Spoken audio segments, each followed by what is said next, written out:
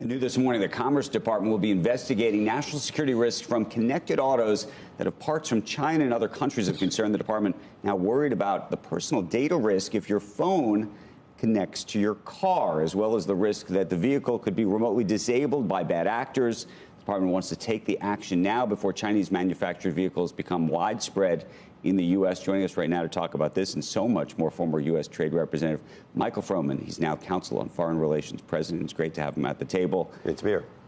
You know, I take my phone and I plug it into the car. And by the way, you don't even need to plug it into the car half the time. But if you want the power, which my battery's always low, I need to. By the way, you do this all the time in so many places. How worried do you? By the way, that's actually maybe the better way to start. Do you plug in your phone? I do the same. I do the same. Okay. Look, I think what it underscores is just how, one, connected we are and how vulnerable we are to potential cyber attacks from China or from elsewhere, from just bad actors anywhere in our daily life. But do you think we're particularly vulnerable to China? I mean, I think that actually is the fundamental question with all. Every day we have a different headline about China's security risk, China, or it's TikTok, or it's this, or it's that. Are the risks coming from China severely more dangerous than anywhere else? I think this week we've seen a couple things. One is a new executive order sort of regulating the sale of data by data brokers, including to China and 5 other countries. And then we've seen movement on the Hill with a bill to put 100% tariffs on imports of cars from China.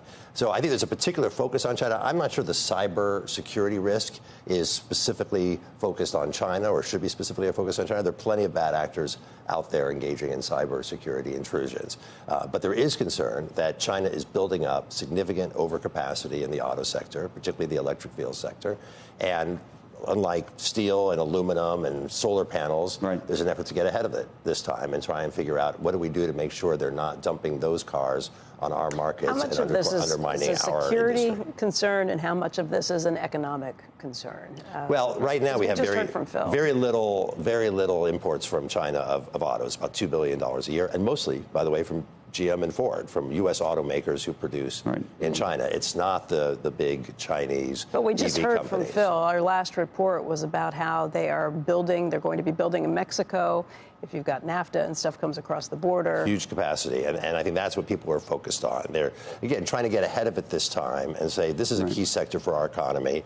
We don't want to find ourselves in the same situation we were in other sectors where we saw the overcapacity being built.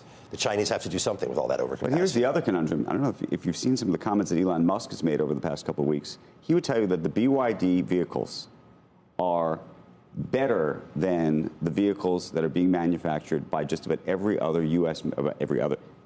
manufacturer, except, in his mind, Tesla. Now, you could say that is you may think he has motivations to say that for different reasons, but for what I don't disbelieve him, and there are a lot of people who've driven in the latest BYD vehicles who say, this is pretty amazing. There are several Chinese EV companies producing several kinds of electric vehicles that are very good. And so I think it's putting a challenge on our industry to continue to innovate and continue to try and come up with new models that people want. And these sorts of actions are about giving them the space to do that. Now, we could say, is that the best thing for consumers? But here, again, I think the paradigm has shifted where it's not all about consumers anymore. It's not all about efficiency, getting the cheapest product to consumers or the cheapest, best product into the hands of consumers. There's an effort to say, well, we want redundancy, we want resilience, we want security, we want to have our own industry in key sectors, even if it means imposing a cost on consumers. You're describing a really bad scenario for me. So not only do the big three got to compete against Tesla's EVs, now even China has great EVs. Yep. We just signed these labor agreements that make it very difficult to foresee how the big three can be competitive already with Tesla, non-union. Looks to me like the only way it's going to happen is the government's going to have to support the big three somehow, again. Look, I would underestimate the capacity of the big three to continue to innovate. I think GM and others have been trying to. What evidence? Where have we seen them innovate in the last 10 years in EVs? I think a number of them. The Bolt, you can't park near the front of your. Or was it the Volt or the Bolt that you can't park near your house? If you have a wooden house, you can't park it near there because your house is going to go up. Yeah.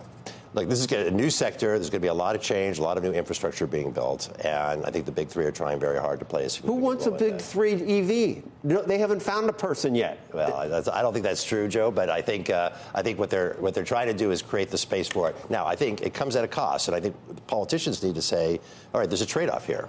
Do we want a U.S. EV industry, and what cost are we willing to pay for that? We have one. It's called Tesla. That's what. Do we want more than that? And do we want a competitive industry? If you build it, they will come. That they haven't built it yet. Yeah. Well, but the question is, if we let these cars in, maybe they would. And that's the flip side. You think the competition pressure would of make them better? competition. You mean? I could argue to you that Why one of the isn't reasons Tesla that enough? EV take-up has not been as high is because the actual cars themselves are not good enough. All right, It's I the agree. product's problem. But you've already got Tesla as a model of what you'd like to be, and they're nowhere near that. And So you're why happy would- to have a monopoly. Huh? You're happy to have a monopoly. I'm not saying I'm happy, but if it's a monopoly based on how good your product is, I mean, we've seen that in big tech too. Do you close down a big tech company just because they're so good at what they do? That's Peter Thiel's got a book out called that. Winner takes all. Huh? Winner takes all. No, I forget what it's called.